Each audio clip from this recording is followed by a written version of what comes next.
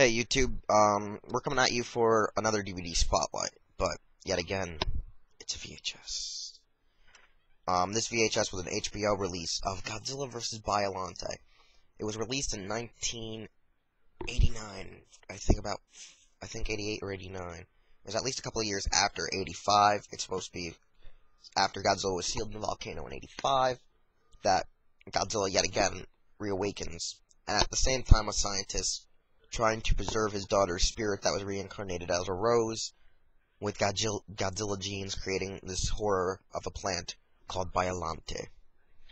Godzilla pretty much is wreaking havoc as the army's trying to stop it with its new mecha called Super X. Super X. Actually, no, not its new weapon. It's renovations of the original that was destroyed by the Godzilla in 85, called Super X2.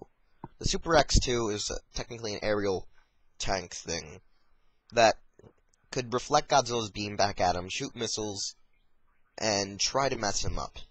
The first one actually was more successful than the second, and the third one was way more successful than the first, when it came to fighting Godzilla, unfortunately.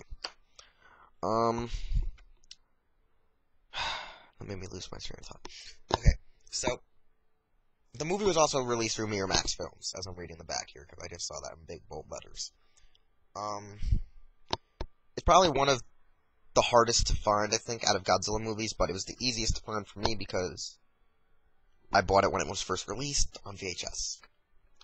The movie pretty much is based around slightly people using Godzilla cells, Godzilla being awoken because people were using him as like a hostage, saying like, we'll break open what he was sealed in to bring him out, which was a volcano. It also marked the first time we see Miki Segusa's character, the psychic that will be seen throughout the rest of the Heisei era. Godzilla pretty much trashes through Biollante in their first meeting, where also there were deleted scenes that were never actually released in both versions, where it used claymation or stop motion, where Godzilla was fighting the tentacles. It was a pretty nice scene after watching it, but it just did not look really great to see in the movie itself. A lot of the fights with Godzilla where it's just like destroying stuff are really nice. It's a really great suit, and the final fight where it goes up against Biollante is pretty awesome, except for the part when Biollante looks like it's puking on Godzilla, which is really some kind of like pollen poison.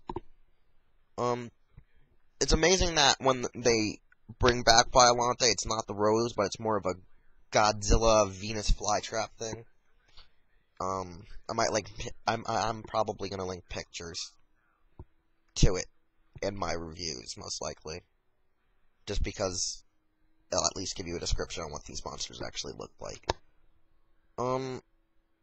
It's kind of one of my favorites, kind of not, just because I like the original soundtrack, the scores used for the film.